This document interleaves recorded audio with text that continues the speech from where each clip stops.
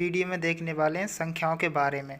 आपने जितनी भी संख्याएं सुनी हैं उन सभी के बारे में इस वीडियो में देखने वाले हैं, जैसे वास्तविक संख्या, काल्पनिक संख्या, परमेय संख्या, अपरमेय संख्या, मिश्र संख्या, पूर्णांक संख्या, प्राकृत संख्या, पूर्ण संख्या, सम संख्या, विषम, मिश्र संख्या, जितनी भी संख्या हैं उनको इस वीडियो में देखने वाले हैं। और देखिए हम इनकी परिभाषाएं हम आपको नहीं बताएंगे। देखिए आपको बिना परिभाषा के इस चार्ट के द्वारा आपको सभी पर जो संख्याएं पता चल जाएगा। केवल हम इस वीडियो में जो भी चार्ट बताए हुए हैं उसको आपको अच्छे से समझना है। तो देखिए अब वीडियो को स्टार्ट करते हैं। तो देखिए सबसे पहले संख्याएं दो प्रकार से हैं यहाँ पर। सबसे पहले वास्तविक संख्या और काल्पनिक संख्या। अब देख लेते हैं सबसे पहले वास्तविक संख्या होती क्या है।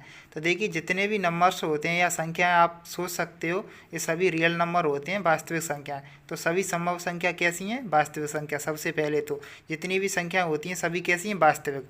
अब दूसरी साइड है काल्पनिक संख्या या फिर ऐसे अवास्तविक संख्या कौन कौन सी होती हैं। तो देख सकते हो रूट में -1, -2, -3। कहने का मतलब है अनरूट में जो भी माइनस होता है या फिर रूट -1, ये सभी कॉम्प्लेक्स नंबर होते हैं रूट वाले माइनस में। ठीक है, ये आपकी अपरमेय संख्या हो जाएंगी जिन्हें कॉम्प्लेक्स नंबर या मिश्र संख्या कहते हैं। देख सकते हैं अयोटा के साथ। और फिर देखिए आगे चल के जो वास्तविक संख्या होती हैं, क्योंकि सभी नंबर्स कैसे होते हैं? वास्तविक संख्या। और वहाँ से आगे इनको अलग अलग किया गया है। तो देखिए वास्तविक संख्या दो प्रकार से बढ़ चुकी हैं। सबसे पहले परमेय संख्या में और अपरमेय संख्या में। जो वास्तविक संख्या होती हैं वही दो प्रकार से। तो परमेय संख्या कौन सी होती हैं?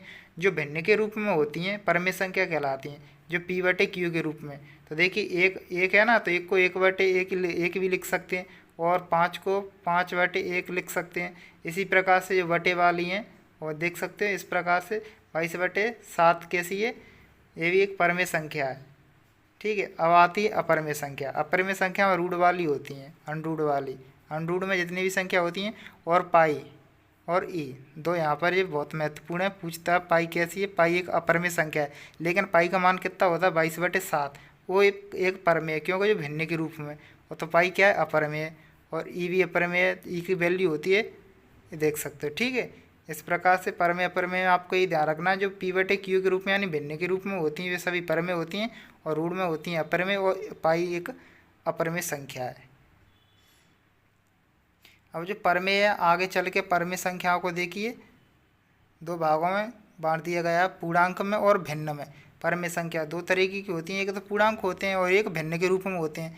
तो पहले पूर्णांक देख लेते हैं। पूर्णांक कैसे हो सकते हैं? ऋणात्मक हो सकते हैं, उदासीन हो सकते हैं, धनात्मक। और ऋणात्मक पूर्णांक कौन से होते हैं? अनंत से लेकर -1 तक जो भी संख्या आपको मिलेंगी अनंत से लेकर -1 तक, जैसे -2, -3, -5, अनंत से लेकर, तो ये सभी ऋणात्मक पूर्णांक संख्या है। उदासीन 0 होता है और 1 से लेकर अनंत तक पॉजिटिव में यानी धनात्मक, ये सभी धनात्मक पूर्णांक होते हैं। ठीक है, पूर्णांक के बारे में आपको पता चल गया। अगला है देखते हैं भिन्न। भिन्न में देखिए भिन्न आपको 3 प्रकार से: उचित भिन्न, अनुचित भिन्न और मिश्रित भिन्न। उचित भिन्न आप देख सकते हो और अनुचित भिन्न और मिश्रित भिन्न इस प्रकार से देख सकते हो। और यहाँ पर भिन्न के बारे में देखिए उचित भिन्न कौन सी होती है। उचित भिन्न देखिए जिसका अंश छोटा होता है हर से वो उचित मान्य होती है, और जिसका अंश बड़ा होता है हर से वो अनुचित होती है। ये आपको ध्यान रखना है। ठीक है, अनुचित और उचित में।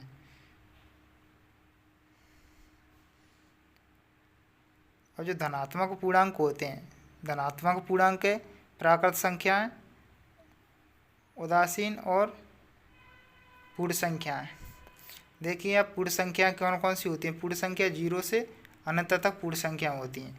जो संख्याएं 0 से स्टार्ट होकर अनंत तक होती हैं वे सभी पूर्ण संख्या होती हैं। प्राकृत संख्या 1 से स्टार्ट होती हैं अनंत तक। देखिए पूर्ण संख्याओं को द्वारा से समझते हैं। पूर्ण संख्याएं 0 से स्टार्ट होकर अनंत तक जाती हैं। ठीक है, पूर्ण संख्याएं। और जो प्राकृत संख्या होती हैं वो 1 से लेकर अनंत तक होती हैं। तो इसमें 0 काउंट नहीं होता है और पूर्ण संख्या में 0 काउंट होता है। ठीक है, 0 से स्टार्ट हो तो पूर्ण संख्या और 1 से स्टार्ट हो तो प्राकृत संख्या। ये आपको परिभाषा होती है इनकी। जो संख्या 0 से स्टार्ट होकर अनंत तक जाती हैं पूर्ण संख्या कहलाती हैं, और 1 से स्टार्ट होकर अनंत तक जाती हैं यह प्राकृत संख्या कहलाती हैं। ठीक है,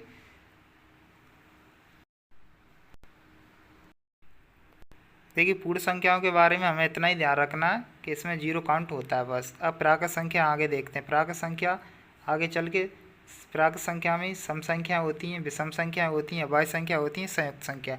अब देख लें सम संख्या। तो सम संख्या जो 2 से स्टार्ट होकर 2 से स्टार्ट होती हैं, 2, 4, 6, 8, 2 के मल्टीपल में, ठीक है। और देखिए विषम संख्याएं ये 2 से विभाजित नहीं होंगी, ये 2 से पूरी तरह से विभाजित हो जाएंगी, इसमें 2 का भाग पूरा नहीं जाएगा। तो जैसे 1, 3, 5, 7, ठीक है। और इसी प्रकार से अभाज्य संख्या, अभाज्य संख्या के केवल दो गुणनखंड होते हैं, ठीक है। और यहाँ पर देखिए संयुक्त संख्या, ये 3 या 3 से अधिक गुणनखंड होते हैं यहाँ पर, ठीक है। इसके जैसे 4 है, 4 1 से हो जाएगा, 2 से, 4 से खंड हो जाएंगे, ठीक है। और यहाँ पर है एक ना तो अभाज्य संख्या है, भाज्य संख्या है, और ना ही अभाज्य। आपको याद रखना, एक ना ही तो भाज्य संख्या ना ही अभाज्य। और सम अभाज्य संख्या केवल 2 ही है। सम अभाज्य संख्या क्या है? केवल 2 ही है। सम अभाज्य संख्या केवल 2। इस प्रकार से इस वीडियो में जो भी संख्याएं जितनी उदाहरण के साथ हमने आपको बताया, अगर वीडियो अच्छा लगा तो वीडियो को लाइक कीजिएगा।